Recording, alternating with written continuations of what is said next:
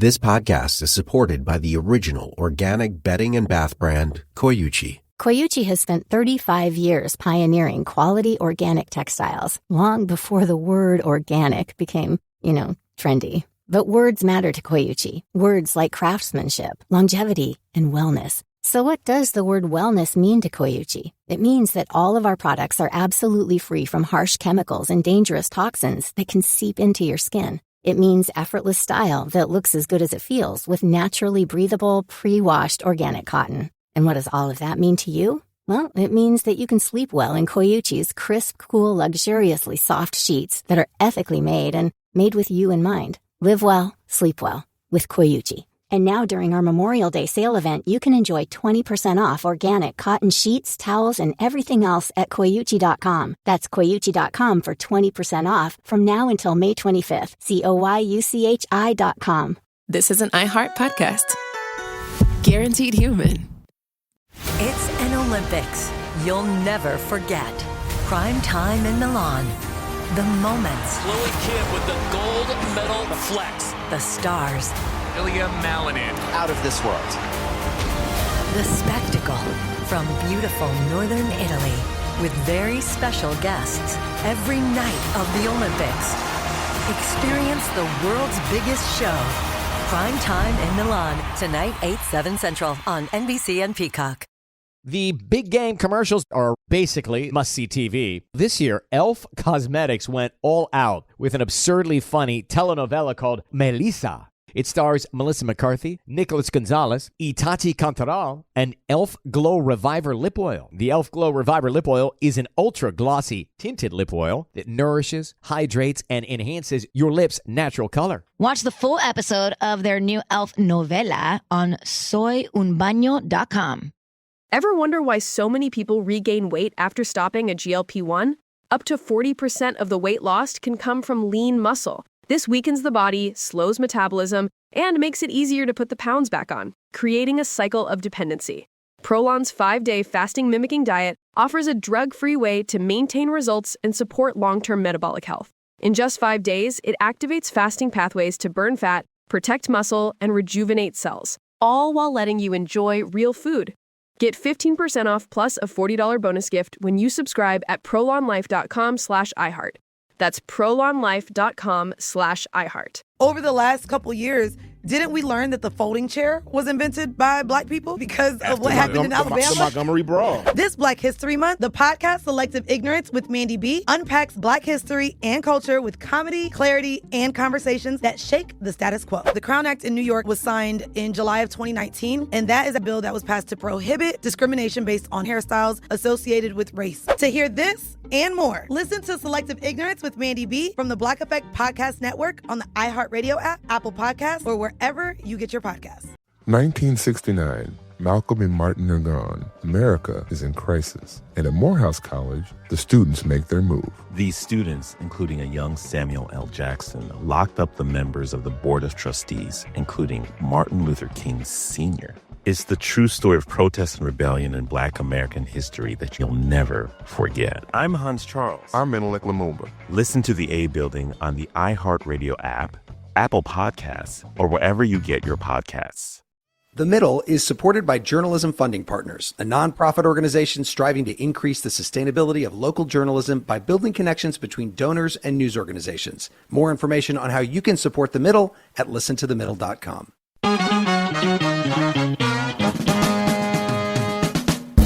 Welcome to The Middle. I'm Jeremy Hobson, along with our house DJ Tolliver. Tolliver, Happy New Year. Happy New Year. And we want to welcome all of our listeners who are now listening to The Middle at the gym because they just decided that that's what they're going to do in 2025. They're better than me. I've been in sweats the last 2 days watching The Walking Dead, so congrats to them. Okay.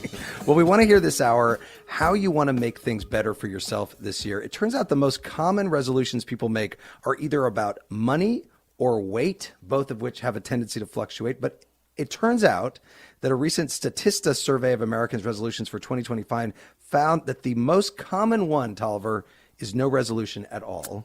43% of people said they didn't want to do anything different this year. Everything was perfect last year. So did you make a resolution? I did. I want to learn Spanish this year. There you go. And I would also like to learn how to drive.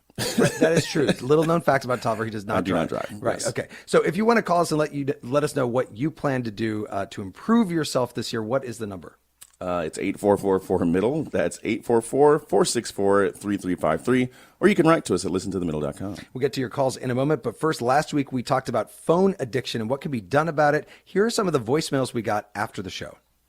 Hi, my name is Colin Murphy from Cleveland, Ohio, and I'm interested in understanding if people who become parents become more addicted to their phone versus people that do not have kids or have kids that have moved out. My name's Michelle, calling from Colorado. I am really concerned about phones' impact on our youth. Recently, my son was home. All of his high school friends got together for a big party with the parents. The parents noticed in the side room where the kids were, everything was quiet, and they were all on their phones. This is Bruce calling from Los Angeles.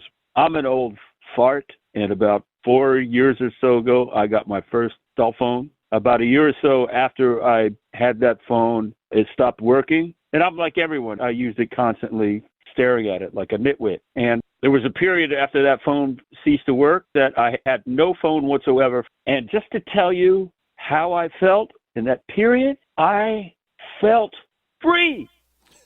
There you go.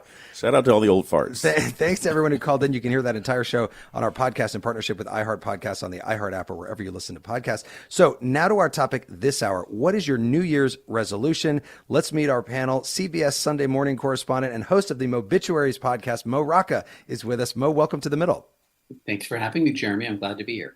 It's great to have you. And Dan Harris, author of the book 10% Happier, host of the 10% Happier podcast, is with us as well. Dan, welcome to you. Thanks for having me. So, Dan, let me start with you because for people who don't know, you have a story about making a big life change. You were an ABC newsman. You had a panic attack on air. This was back in 2004, and that led you into the 10% Happier world and meditation. Yeah, you left out the most embarrassing part, which was that the panic attack was fueled by cocaine. It was a pretty bad moment in front of 5.019 million people. I found that out from the research department, and it ultimately led me to therapy, and then that led me to meditation. There was no one big resolution per se, but it was kind of a messy, muddling through process that ultimately really did lead me to something good. Bottom line, for anybody who's worried about making resolutions, change is possible. Well, and what do you think is Yeah, go ahead, Ron. I just want to ask, Dan, what hour were you broadcasting that 5 million people were watching? Well, this was 20 years ago, so the ratings on the networks were much higher than they are now, but it was 7 o'clock in the morning. That's amazing that 5 million people were watching at 7 in the morning on a weekday. Okay. We average 50 million every quarter hour on this program, so that's it's great. It's audio, it's different. Dan, what do you think is the value, though, given all of that, of a person making a New Year's resolution and deciding I want to do something different? I was never one for resolutions. It always struck me as just like another day on the calendar. But there's a bunch of data, primarily generated through this woman, Katie Milkman, about something called the fresh start effect. The TLDR is that temporal landmarks based in time, like a new year, a birthday, even the start of a new week, do give the human mind more energy for this diabolically difficult task of habit formation. So I do think New Year's is a good time to make a resolution. That's the good news. The bad news is that most of us fail by the end of the month. And then there's one more piece of good news, which is there are strategies based in evidence that can help you be one of the few people who don't fail. Okay, well, we want to hear about those. But Mo Rocca, you and I have known each other for a very long time, but you've actually, over the course of that time in your career, even longer than that, have reinvented yourself several times. You were on The Daily Show back in the day. You've been on CBS Sunday Morning for many years. You did a show called My Grandmother's Ravioli. And you, of course, have the very successful Mobituaries podcast and book. What makes you, when you do, want to start these new ventures? Oh, geez, what makes me want to start new ventures? Well, I know that the only way I can start a new venture is if I have a lot of quiet. It helps if I become kind of sad. It helps if like something comes to an end and then I just sort of if I can possibly shut stuff out and just sort of be with myself, sometimes that's when my better ideas and instincts, or at least more successful ones, kind of emerge. Yeah, you need I the think sadness so. in order to move to the next thing. Well, it's maybe sadness isn't quite the word. It's more like a wistfulness, a kind of quiet when you can really hear yourself think, when you can really, instead of hearing what other people think you should be doing, hearing sort of that voice inside of yourself, that's sort of when I've been the most successful. But it's more like a wistfulness kind of, yeah. So maybe my resolution is to become really sad this year and come up with another good idea. It seems like the quiet is the more important ingredient than the wistfulness. You could be quiet and happy and still get a great idea, I imagine. Yeah, I think so. I think the quiet is the main thing, so that you, there was this play a few years ago on Broadway, A Doll's House Part 2, a really cool sort of a sequel to Ibsen's A Doll House. And the Nora character said that she had to, when she comes back, she said she had to go away. At first, she heard other voices, and then a few months later, she still heard a couple of voices, and then it took a couple of years before she could just hear herself, and that really struck me. Again, our number is 844-4MIDDLE. That is 844-464-3353. Let's go to Isabel, who's in Atlanta, Georgia. Isabel, welcome to the Middle. What is your New Year's resolution? Hi, thank you. My New Year's resolution this year is to just volunteer more for local organizations within my community. Specifically, I've been really feeling called to volunteer for public radio, especially local radio stations that just always need it, and supporting free and honest journalism in that way. Yeah, what made you decide that was going to be your resolution? Not the public radio part specifically, although thank you, but what about the just volunteering more, giving more of yourself to others? Honestly, when the hurricane hit in Western North Carolina really badly, and just seeing so many communities destroyed, but also seeing so many people really making positive impacts and saving each other's lives. And I really enjoy going up there on vacation. So I went up there to volunteer a lot, and it just felt really good. And I was like, why am I not doing this all the time? Yeah. Well, great. Thank you so much, Isabel, and Happy New Year to you. Dan Harris, I imagine we're going to hear more of that this hour, people deciding that they want to do more for other people, to volunteer and that kind of thing. It would be amazing if that's what we heard, because that is the resolution par excellence. There are so many reasons to do this. One, and I'm not sure our caller is dealing with this, but if you're dealing with loneliness, volunteering is the prescription. Dr. Vivek Murthy, the outgoing Surgeon General, who's written a book about loneliness, says it is the first thing he would recommend for many people who are dealing with loneliness, because it does connect you to other people and it reminds you of your own decency. But beyond that, there's all of this data around compassion and what it does for your physiology, your psychology, your behavior in the world. So, we live in this individualistic era where everything about the culture right now is militating against what is good for the human animal: connection, cooperation, collaboration, et cetera, et cetera. But we're all about, curating our Instagram page. And I don't think there's any coincidence to the fact that we're at a level of anxiety, depression, suicide, addiction, and loneliness that has never been seen before in recorded human history. And so volunteering is a great way to deal with it. One other thing to say: there's an expression in meditation circles, which is action absorbs anxiety. If you're anxious, which many people are, about the political situation, getting involved, and it doesn't even have to be getting involved in politics. It can be public radio. It can be just being more useful to people in your environment. That is a way to relax your nervous system. Tolliver, I know some people are writing in at listentothemiddle.com. Yeah, they are. So Trent in Nashville says, on Tuesday night, I celebrated 10 years since I quit smoking cold turkey on New Year's Eve in 2014. Best resolution ever, and it stuck. Mary in Kansas City, Missouri says, this year my resolution is to be more patient with myself. At 81, with mobility difficulties, I can no longer move as swiftly as when I was younger. So more kindness and patience with myself. More patience with yourself. Mo, what do you think about that?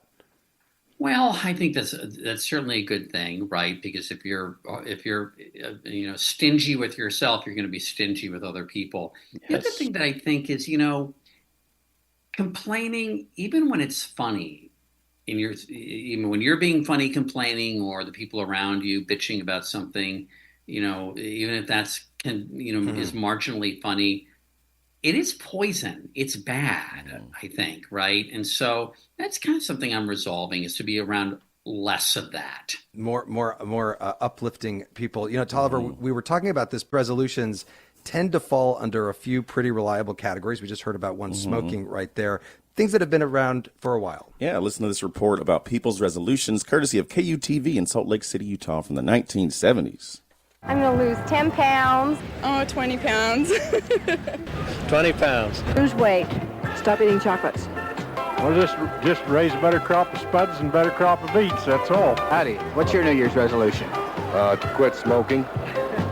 Stop smoking. I'm going to stop eating meat. Pay all my bills. Pay all my bills. That's the one. And by the way, if you are a listener to this and you love The Middle and you want to pay some of our bills, you could do that in a tax-deductible way at listentothemiddle.com. Look at that transition. That's okay, nice. We'll be right back with more of The Middle. It's an Olympics you'll never forget. Prime time in Milan. The moments. Chloe Kim with the gold medal flex. The stars. Ilya Malinin. Out of this world. The spectacle. From beautiful northern Italy, with very special guests every night of the Olympics. Experience the world's biggest show. Prime time in Milan, tonight 8/7 Central on NBC and Peacock. Welcome to the A Building. I'm Hans Charles. I'm Menelik Lumumba. It's 1969. Malcolm X and Martin Luther King Jr. had both been assassinated, and Black America was at a breaking point. Rioting and protests broke out on an unprecedented scale. In Atlanta, Georgia, at Martin's alma mater, Morehouse College, the students had their own protest. It featured two prominent figures in Black history, Martin Luther King Sr. and a young student, Samuel L. Jackson. To be in what we really thought was a revolution. I mean, people were dying. 1968, the murder of Dr. King, which traumatized everyone. The FBI had a role in the murder of a Black Panther leader in Chicago. This story is about protest. It echoes in today's world far more than it should, and it will blow your mind.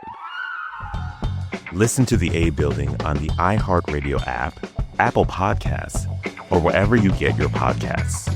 This is Ryder Strong, and I have a new podcast called The Red Weather. It was many and many a year ago in a kingdom by the sea. In 1995, my neighbor, Anna Trainer, disappeared from a commune. It was hard to wrap your head around. It was nature and trees and praying and drugs. So no, I am not your guru. And back then, I lied to my parents, I lied to police, I lied to everybody. There were years, Ryder, where I could not say your name. I've decided to go back to my hometown in Northern California, interview my friends, family, talk to police, journalists, whomever I can, to try to find out what actually happened. Isn't it a little bit weird that they obsess over hippies in the woods and not the obvious boyfriend? They have had this case for 30 years. I'll teach you sons of to come around here with my wife. Boom, boom. This is The Red Weather. Listen to The Red Weather on the iHeartRadio app, Apple Podcasts, or wherever you get your podcasts.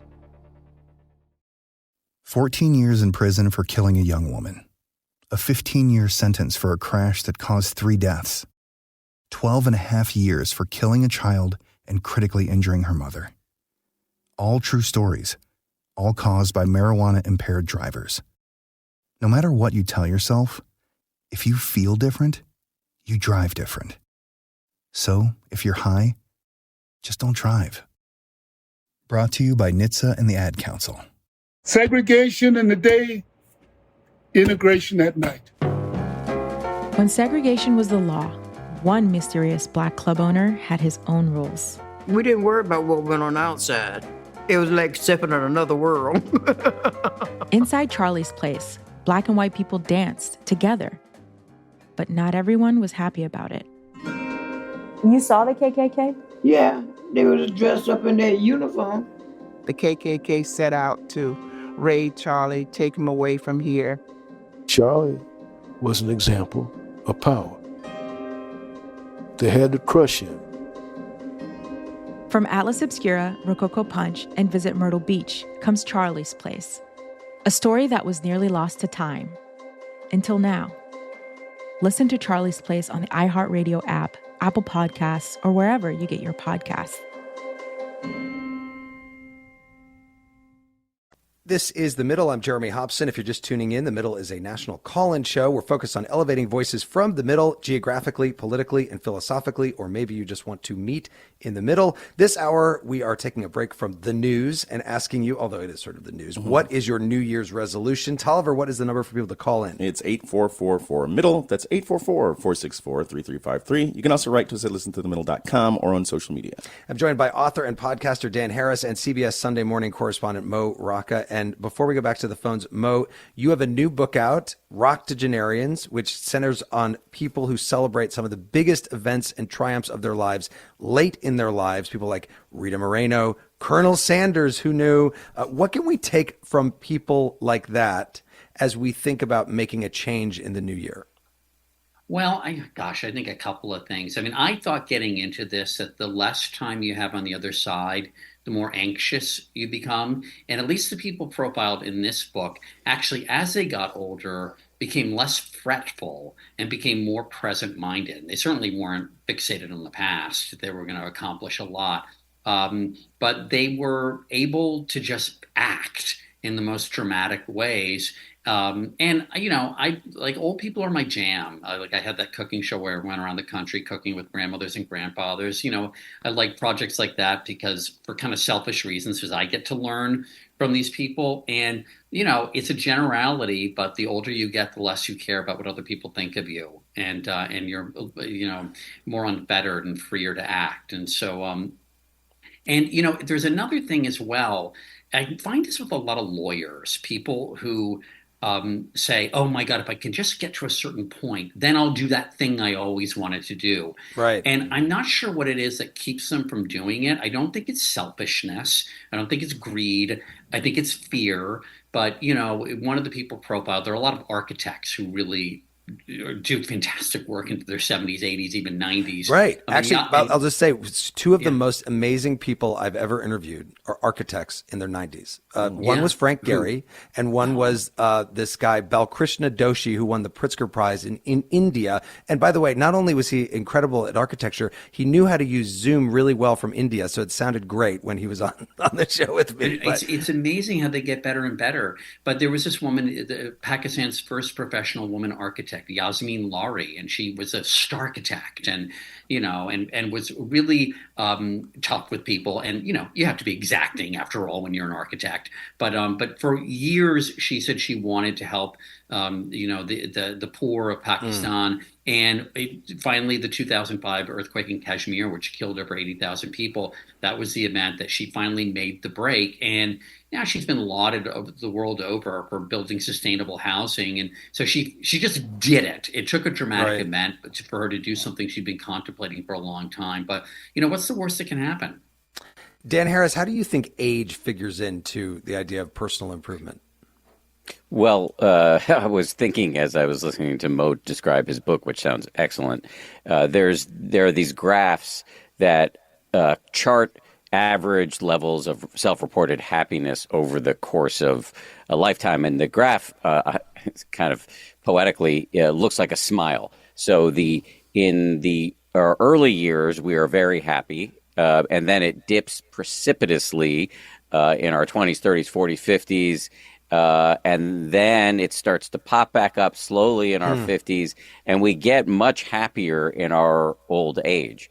My guess is that the reason why there's increased happiness on the extremes, youth and old age, is that we are more awake and aware in the moment, that we're less burdened by planning and rumination.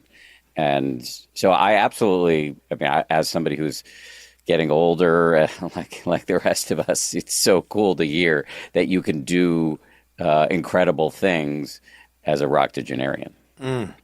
Let's go back to the phones. And Frank, who's in Chicago. Frank, welcome to the middle. Go ahead with your New Year's resolution.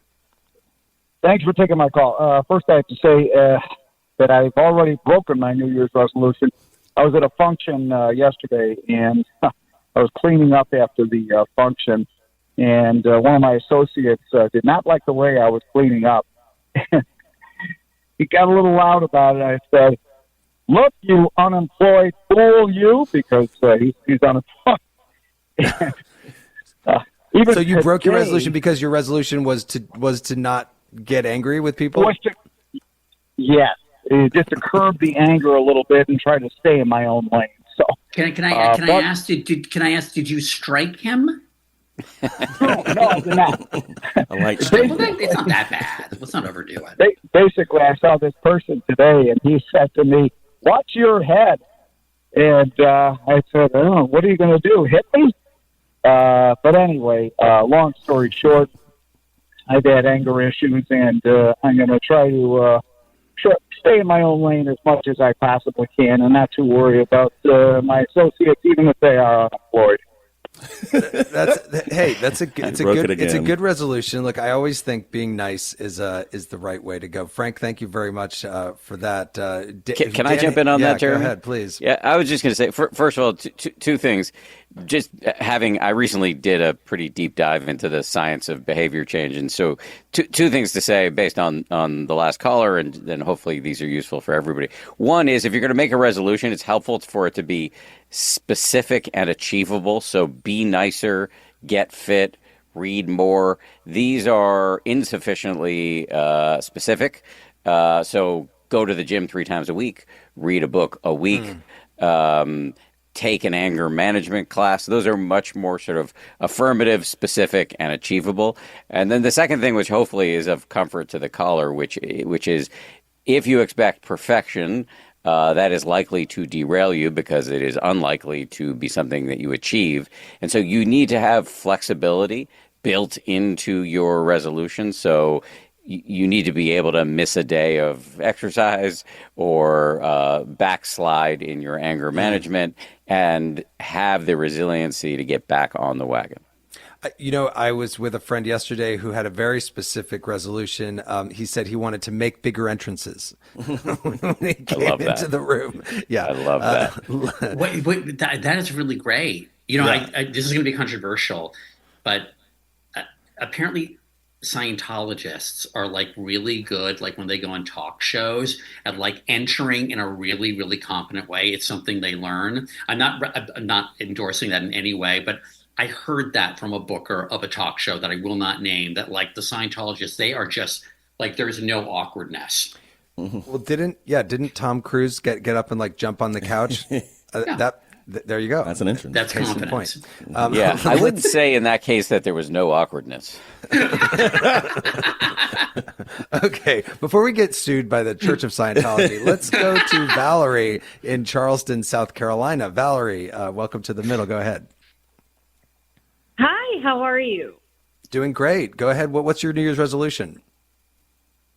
So I had a really wild year last year where I worked way too much, took very little vacation, and didn't journal very much. So my New Year's resolution is to journal every 2 days. Every 2 days, write down my thoughts, even if it's 2 sentences. And Mo, I have been practicing meditation for 12 years. And as you know, it's a practice because we get the monkeys in our mind and they drive us nuts. But then there are all these weird things that happen that are wonderful. So practicing meditation, writing in my journal, and then making a real plan, which I've always made every year, which is planning on a planting guide. Now, things have changed in Charleston because flooding, climate change, and all that. So where we used to be able to plant nasturtiums on March 12th, we now have to go back to the traditional Valentine's Day. So Valerie, but you've got 3 there. So we're talking journaling, gardening, and meditation. Let me take that to our guests while we've got them here. Either one of you want to jump in on those thoughts from Valerie? Well, first of all, on the journaling, that's textbook specificity and achievability. 2 days a week or every 2 days. Right. That is how the scientists who study human behavior change would recommend you do it. I would also add that journaling is an evidence-based practice. There's a lot of evidence that if you can get your stuff out of your head and onto the page, it becomes much more manageable. I'm also, obviously, having written a few books on the subject, a big fan of meditation. I would just add that if that's going to be your resolution, you might want to be a little bit more specific. I often tell people to go for 1 minute daily-ish as a good way to start, because that sets the bar really low. And then if you miss a day, it's not that big of a deal. If you just take a walk and does that count as a meditation if you're thinking on your walk? If you take a 20-minute walk? Okay. So people ask me this all the time because essentially, and this may not be true for you, Jeremy, but often the subtext is, I don't want to actually do the thing. So can I call the thing count? I'm already doing meditation? Am I meditating? Right. And so the truth is anything can be meditation as long as you're paying attention in a specific way. And it's not a complicated esoteric thing. So washing the dishes, for example, if you're washing the dishes with no music and you're not listening to a podcast, you're just feeling the temperature of the water, the motion of your hands, the itch on your face that you can't scratch because your hands are wet. You're just feeling the raw data of your physical sensations. And then every time you get distracted by thoughts, which will happen a million times, not a problem. Every time you get distracted, you start again and again and again. That is meditation. If you take a walk and you're not affirmatively, thinking about what's for lunch or planning a homicide or anything like that, you're just taking a walk and feeling your legs move, the air on your face, and then every time you start getting distracted, you start again. That's meditation. Yeah. So anything can be meditation. You just have to do it in the right way. Okay. I just want to jump in, though. Val, I have a real issue with your journaling resolution.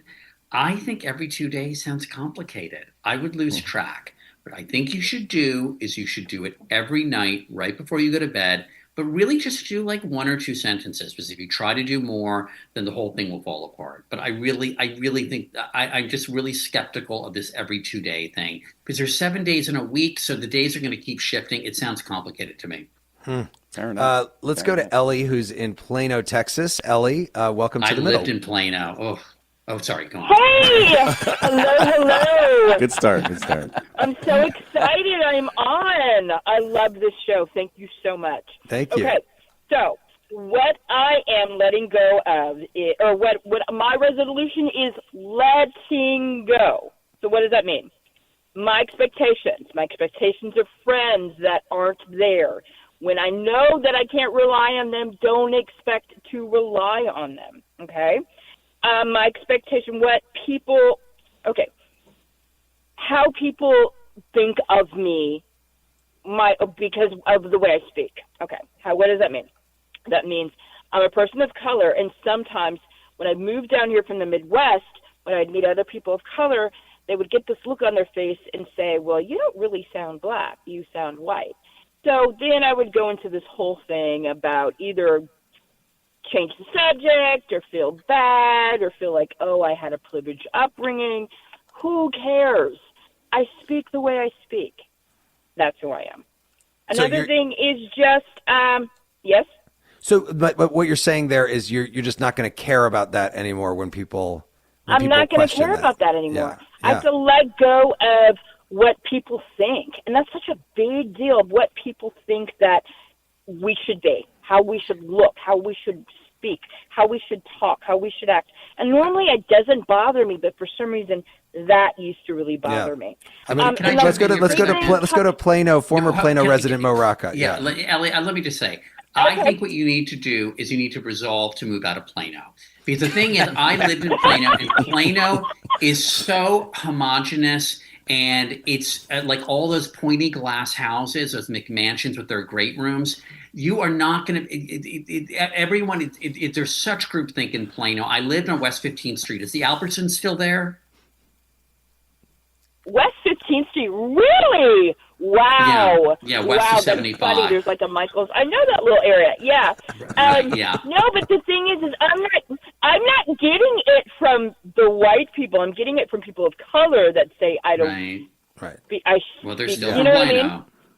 Yeah. Ellie, thank you very much for that call. And let me just say one other thing to Ellie, though. When I lived in Plano, I thought it would be normal to take walks because there are some sidewalks there. And when I would walk during the summer, granted it was really hot, people would look out their windows, like pull the curtain aside and look at me like I was like an axe murderer or something. It was just so strange. Like, I hope don't take a walk in Plano. That's all I'm saying, Ellie. There's one city in America that Mo Rocca is not going to get the key to. Wow. Yeah, I know.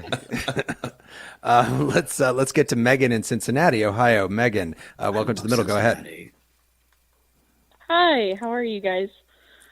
Good. So my New Year's resolution is to try to stop doom scrolling on all of my social media. Same. I get into a cycle of it, and so I know I don't do good with doing less of something, but focusing on doing more of other things.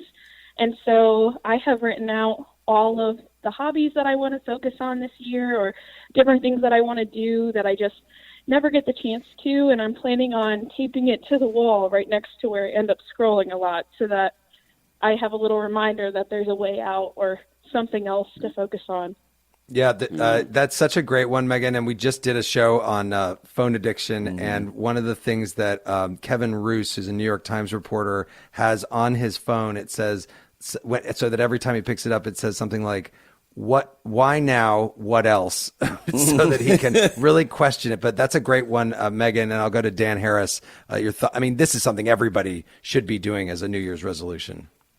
Yeah, I'm a fan of Kevin Roos, and I believe he got that from a woman named Catherine Price, who wrote a book called How to Break Up with Your Phone. And she encourages people to have either on your home screen or like a sticky note that you tape to the phone, which is, what do I need right now? Like, why am I doing this? Am I doing it because I'm bored or lonely or tired? The other bits of tech hygiene that she recommends is putting the phone away in a hard-to-reach, out-of-the-way place. Definitely not next to your bed. Turn it off. There should be times during the day where you just don't have access to it anymore. There are also apps you can get that can turn off your access to the phone. This is really hard because when you interface with your phone, the phone itself and the apps on it, it is you versus the most powerful supercomputers designed by the most beautiful and all the big companies that want you to stay right there. Yes. Speaking of technology, hang on, Dan, because I've got to just go to Tolliver here, because it's been 25 years, Tolliver, since technology freaked everybody out on New Year's because of Y2K, which was supposed to cause chaos in anything connected to the internet. Yeah, and of course, nothing happened. But back on the old Late Show, David Letterman had the recently departed James Earl Jones do a top 10 list of the potential effects of Y2K. And the number one effect of Y2K, despite assurances from high-ranking officials that it could not happen, refuting decades of conventional scientific wisdom, flying in the face of smug predictions by so-called experts, Kraft macaroni and cheese will become even cheesier. James Earl Jones died just a few months ago at the age of 93. What an amazing guy. What an amazing guy. We'll be right back with more of The Middle. It's an Olympics you'll never forget. Prime time in Milan. The moments. Chloe Kidd with the gold medal flex. The stars. Ilya Malinin. Out of this world. The spectacle from beautiful northern Italy. With very special guests every night of the Olympics. Experience the world's biggest show. Prime time in Milan. Tonight, 8/7 Central on NBC and Peacock. Welcome to the A Building. I'm Hans Charles. I'm Menelik Lumumba.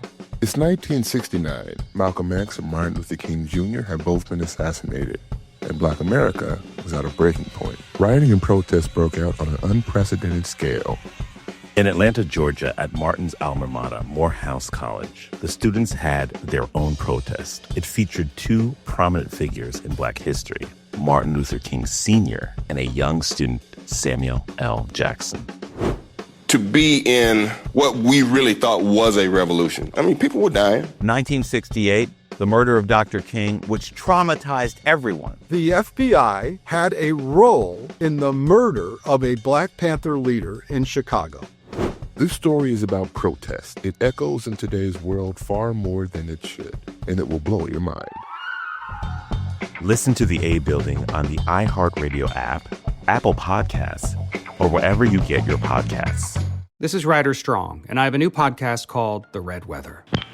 It was many and many a year ago in a kingdom by the sea. In 1995, my neighbor, Anna Trainer, disappeared from a commune. It was hard to wrap your head around. It was nature and trees and praying and drugs. So no, I am not your guru. And back then, I lied to my parents, I lied to police, I lied to everybody. There were years, Ryder, where I could not say your name. I've decided to go back to my hometown in Northern California, interview my friends, family, talk to police, journalists, whomever I can, to try to find out what actually happened. Isn't it a little bit weird that they obsess over hippies in the woods and not the obvious boyfriend? They have had this case for 30 years. I'll teach you sons of to come around here and my wife. Boom, boom. This is The Red Weather. Listen to The Red Weather on the iHeartRadio app, Apple Podcasts, or wherever you get your podcasts. 14 years in prison for killing a young woman. A 15-year sentence for a crash that caused 3 deaths. 12 and a half years for killing a child and critically injuring her mother. All true stories, all caused by marijuana-impaired drivers. No matter what you tell yourself, if you feel different, you drive different. So, if you're high, just don't drive. Brought to you by NHTSA and the Ad Council. Segregation in the day, integration at night. When segregation was the law, one mysterious Black club owner had his own rules. We didn't worry about what went on outside. It was like stepping in another world. Inside Charlie's place, Black and white people danced together. But not everyone was happy about it. You saw the KKK? Yeah, they was dressed up in their uniform. The KKK set out to raid Charlie, take him away from here. Charlie was an example of power. They had to crush him. From Atlas Obscura, Rococo Punch, and Visit Myrtle Beach comes Charlie's Place. A story that was nearly lost to time. Until now. Listen to Charlie's Place on the iHeartRadio app, Apple Podcasts, or wherever you get your podcasts. This is The Middle. I'm Jeremy Hobson. This hour, we're asking you, what is your New Year's resolution? You can call us at 844-4MIDDLE. That's 844-464-3353. You can also reach out to us at listentothemiddle.com. And The Middle is available as a podcast in partnership with iHeart Podcasts on the iHeart app or wherever you listen to podcasts. I'm joined this hour by CBS Sunday Morning correspondent Mo Rocca and author and podcaster Dan Harris, and some more great calls. Let's get to them. Amy is in Dallas, Texas. Amy, welcome to The Middle. What is your New Year's resolution? Oh my God, I'm so excited. My New Year's resolution is to study more and to have better time management. To study more. You're in school. Yes, I'm in high school right now. You're in high school right now. And so you don't feel like you're studying enough? No, I feel like I always cram at the last moment, but I don't study long term. So how are you going to accomplish this goal, Amy? I'm going to keep a physical calendar and just make a schedule every day to make sure I study enough. Do you feel like, and I love having high schoolers on, but do you feel like you are overscheduled as a teenager right now, that you're having to do too much to kind of get into the right college and all that stuff after you get out of high school? Definitely. Yeah. I feel very overwhelmed because all my classes are advanced and extracurriculars, and sometimes it's just really overwhelming. And what about having fun? You decided you want to do more studying, but what are you able to have enough fun on the side? I try to have some time for myself, and I think that's in part why I don't study enough, because last year I really prioritized myself. Great. Well, Amy. Studying's overrated. No, Okay. don't say that. Amy, thank you very much. Very good idea. Great New Year's resolution. Appreciate you calling in. Dan Harris, I mean, I do love it when people under 18 call into the show, but that's so interesting to hear a student say that she wants to study more. You know, on the one hand, in my head, I hear the voice saying, well, it's not a very specific resolution. And I remember a moment after my senior year in high school, after a decidedly mediocre high school career, where I just decided, I remember exactly where I was. I was driving my father's Honda Accord up this street in Newton, Massachusetts, where I lived, and I decided, you know what? I'm going to kick ass in college. And I did it. Yeah. And so there's something at that age where if you decide, like, no, this is who I am now, it can be very powerful. Yeah, I was also I was a decent high school student, but I had to take classes like physics and geometry that just were not my jam in high school. And then once I got into college, I was able to be a much better student in terms of the grades because I didn't have to take classes like that. I could focus on the things that were interesting to me. Let's go to Claudia in Roanoke, Virginia. Claudia, welcome to the middle. What's your New Year's resolution? Hi. My New Year's resolution is to laugh more this year. And Wow. I just was reflecting, I have a serious job, family responsibilities. Sometimes, you spend the night doing the to-do list. And I realized I wasn't laughing as much when you're in your 20s or even a teenager. You can laugh incredibly. And I thought, wait a minute. So it's, in a way, it's a way to experience joy more, but to be conscious of it. And I know it's not specific, but I do think it is, in a sense, to make some time to just relax to the point where you will laugh with yourself or with other people. Yeah, that's a great one, Claudia. I appreciate it. And Mo Rocca, you have spent a lot of your career making people laugh. So what do you think about that? Well, I mean, certainly if you're making somebody laugh, I mean, boy, that is a thrill. I mean, that is a shot of adrenaline. But there's a lot to be said, I mean, for it. I mean, look, I'm a new father of a 5-month-old, and there's a lot of laughter in our house, and I can see how she's absorbing it. And I don't think it's entirely coincidental that she's smiling a lot because she's around a lot of laughter. So it has a great effect. Yeah. Dan, what is the connection between laughter and happiness? What do you think? Because you've got your 10% happier, but how much does laughter get involved in that? I haven't seen the data on this, but I just have to imagine there's a high correlation. And as I was thinking about her resolution, I was reflecting on the fact that my own resolution is hypocritically nonspecific as well, and very much related to hers. My resolution is to enjoy my life more. I have a very smart colleague who every once in a while will just say to me, "Have fun," and I realize that there's something about my default mode, which is planning and kind of trudging semi-militaristically through my to-do list, and I'm not enjoying the day-to-day as much as I could. And I'm 53. The pregame is definitely over, and so I want to enjoy whatever time I have left. And so for me, that really rhymes in a pretty powerful way with the resolution to laugh more. And I don't want to overdo the tyranny of specificity here. Are you a Virgo? I am a Leo. Oh, okay. I'm a Virgo, and people can tell that immediately because I'm also obsessed with planning and organization. Maybe too much so. Let's go to Christine in Madison, Wisconsin. Christine, welcome to the middle. What is your New Year's resolution?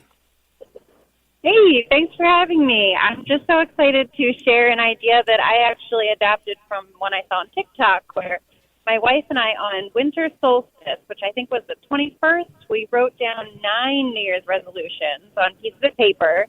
folded them up, put them in a hat. And then every night we took one out and burned it, just like in a candle, and not knowing what it was. And then on New Year's Eve, we opened up the one that was remaining, with the idea being that the one that's remaining is the one that will maybe facilitate the life the year that we're envisioning through all of those resolutions.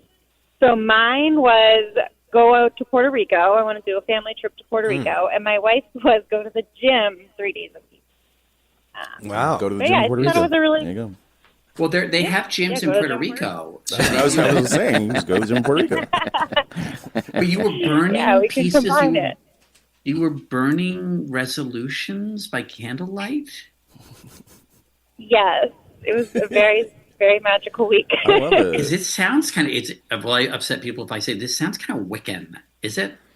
Anyway. It kind of was, I guess. It definitely felt all right, like it. The chanting didn't help. All right. Well, Christine, thank you. And enjoy Puerto Rico and tell your wife to enjoy the gym 3 days a week. And we'll see if that lasts, because a lot of people make that resolution, which is why I've been staying away from the gym the last few days, because they're all going to be there. Let's go. Wicca Twitter is going to be all over Mo. I know, it's true. Plano and Wiccans. We're done. Let me just the Wiccans of Plano. That's actually a good title. If you want to lose weight, you know what you have to do? Get Invisalign. I got Invisalign and I immediately lost all this weight. I'm starving all the time. And it's like Ozempic that makes your teeth straight. It's like crazy. And I think the reason there's maybe some liability reason or something that they don't advertise it, but they really should. It's crazy. And frankly, I did not need to lose weight. I mean, but I mean, you just can't graze or snack anymore. Invisalign. Okay. Are they a sponsor? No, they're not. No. Lucia's in St. Louis. Welcome to the middle. What's your New Year's resolution? To make sure I have people pronounce my name correctly, it's Licia.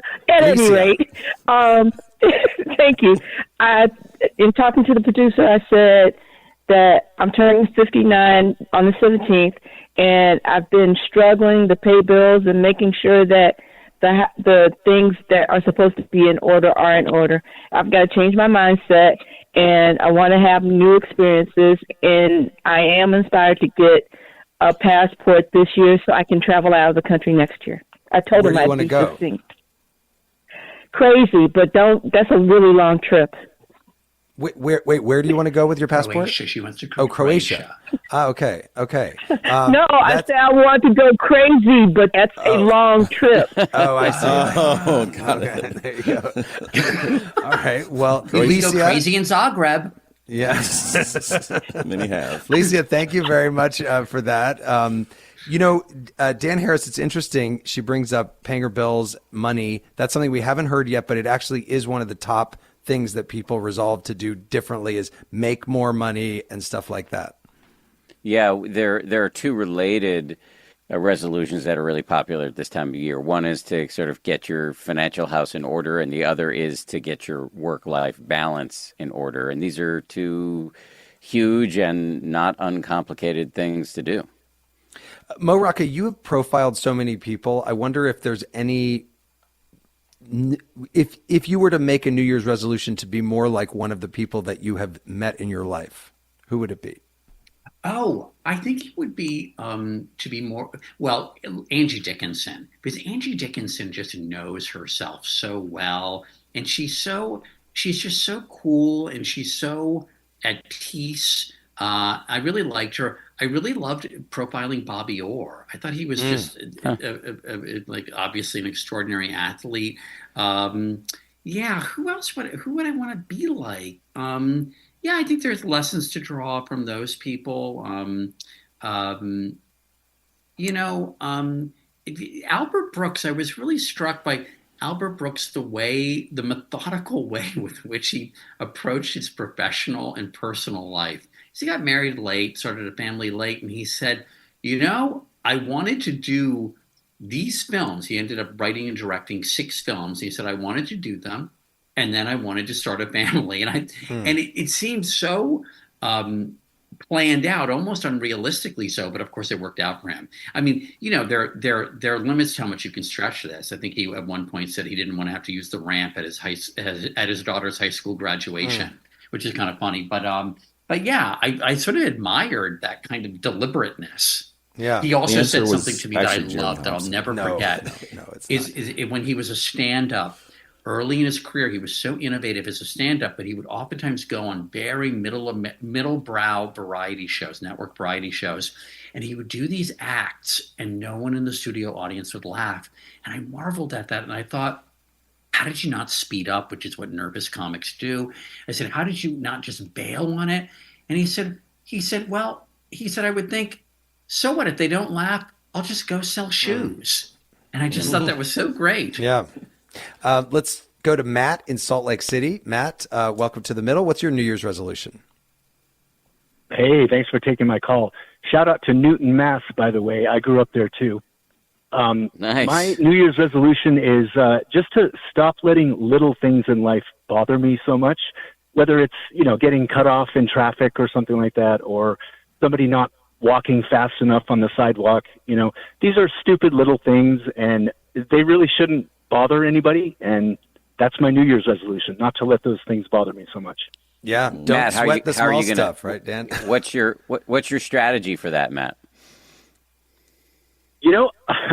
Honestly, I don't really have a strategy. It's something I've been kind of working on throughout my life, but I've never really nailed it, right? And so hopefully this year I can just relax and not let the little, don't sweat the small stuff, Do you have a strategy for that, Dan, to tell Matt? Well, there are two things that come to mind. One is there's a lot of research around how you talk to yourself. Some of this has been done by Ethan Cross, who's at the University of Michigan, that if you talk to yourself in those moments of annoyance, the way you would talk to your kid or a good friend or somebody you're mentoring, instead of the way we normally talk to ourselves, which is first we just reflexively move to the annoyance, and then second we move to the self-flagellation about the aforementioned annoyance, you can actually be like, and actually, let me just say, it helps to use your own name. They call it distant self-talk. It creates a sort of it gives more weight to the advice you're giving to yourself. So you can say, Matt, yeah, I know that was annoying, but you don't have to take the bait on it, or something along those lines. It can be very helpful. And the other thing is, and this will be obvious coming from me, meditation has been shown to really help with impulse control. All right. That was a great one. And let's go to Dana in Chicago. Dana, do you have a New Year's resolution? I actually don't do a New Year's resolution. What I do is I pick a word of the year every year, and that word is a word that then I focus on for the coming year, something that it can teach me, something that I need to learn about. So what's the word? This year, last year I picked the word joy, and I heard you guys talking earlier about laughter and adding more joy. This year, I decided the word I need to focus on is self-trust, hyphenated. And why is that? Well, for me, I was realizing that there were a lot of things I was not going for, I was not achieving, I was not taking risks to do things, and I was trying to figure out why. And I realized I didn't necessarily trust myself in going for those things or achieving those things. And I needed to learn a little bit more about how to have self-trust. So I decided that should be my word for this year. That's a great word. Good luck with trusting yourself. Don't doubt yourself, Dana. You should be trusting yourself. So thank you for calling in. We are wrapping up the hour. By the way, do we have any comments online coming in? I wanted to say this one. So Lee in Denver says, I disagree about the specificity of resolutions. Trying to avoid cursing or avoid complaining is vague but effective. Even if you manage to avoid swearing even once, you've succeeded. So we got a little... It's interesting. I was actually watching some old videos of like New Year's resolutions, news stories, and a lot of people said I don't want to swear anymore, which I feel like I'm surprised to hear that in 2025, given just where we are in the world right now. Swear on the show. I guess you can. Both of our guests have come close. They've used swear words that would have gotten them in trouble before, but maybe not anymore. Mo Rocca, before we wrap up this hour, I have to tell our audience that years ago, I was your tenant. When I first moved to New York and was making a paltry public radio salary, you allowed me to rent a sublet or a place that you had held on to. It was a 6th floor walk up. And I think you told me if you go downstairs and it's raining and you forgot your umbrella, you're just going to buy a new one because you're not going to go back Right, up. because it was really good for your glutes. I mean, it was a good workout. It was a 6th floor walk up, right? Yes. Yeah. Yes. You were a good tenant. I'll say that. And I thought that was a good slumlord. So, you were not a slumlord at all. I want to thank both of my guests. Have been fantastic. CBS Sunday morning correspondent and host of the Mobituaries podcast, and my former landlord in his real estate empire, Mo Rocca. Thank you so much, and Happy New Year to you. Thanks, Jeremy. This is a lot of fun. And Dan Harris, author of 10% Happier, host of the 10% Happier podcast, and now has told me that I can't just walk to meditate. I have to actually do the thing. Dan, thank you very much. Happy New Year to you. And I have a new resolution: be a better slumlord. All right. The Middle is brought to you by Long Nook Media, distributed by Illinois Public Media in Urbana, Illinois, and produced by Harrison Patino, Danny Alexander, Sam Burmis-Dawes, and John Barth. Our intern is Annika Deschler. Our technical director is Jason Croft. Our theme music was composed by Andrew Haig. Thanks to our satellite radio listeners, our podcast audience, and the more than 420 public radio stations that are making it possible for people across the country to listen to The Middle. By the way, next week, we're going to go back into more serious mode. We're going to be talking about the future of Ukraine. What should happen now as President-elect Trump takes office again? What should happen with Ukraine? That's next week. I'm Jeremy Hobson, and I'll talk to you then.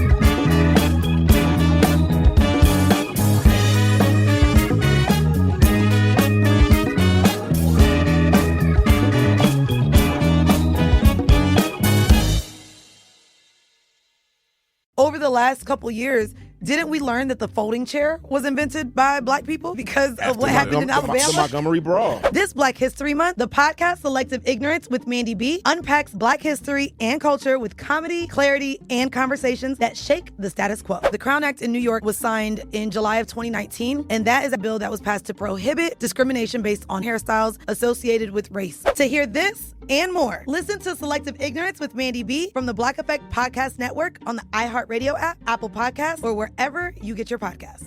1969. Malcolm and Martin are gone. America is in crisis. And at Morehouse College, the students make their move. These students, including a young Samuel L. Jackson, locked up the members of the Board of Trustees, including Martin Luther King Sr.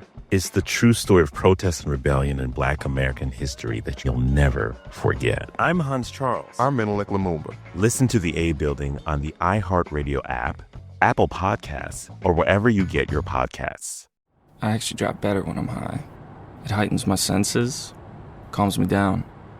If anything, I'm more careful. Honestly, it just helps me focus. That's probably what the driver who killed a 4-year-old told himself. And now he's in prison. You see, no matter what you tell yourself, if you feel different, you drive different.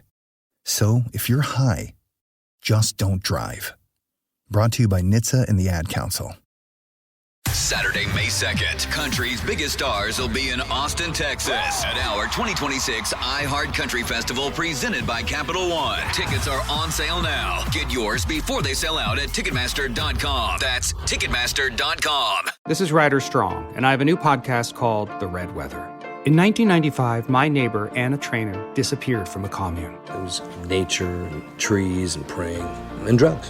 So no, I am not your guru. And back then, I lied to everybody. They have had this case for 30 years. I'm going back to my hometown to uncover the truth. Listen to The Red Weather on the iHeartRadio app, Apple Podcasts, or wherever you get your podcasts. This is an iHeart podcast. Guaranteed Human.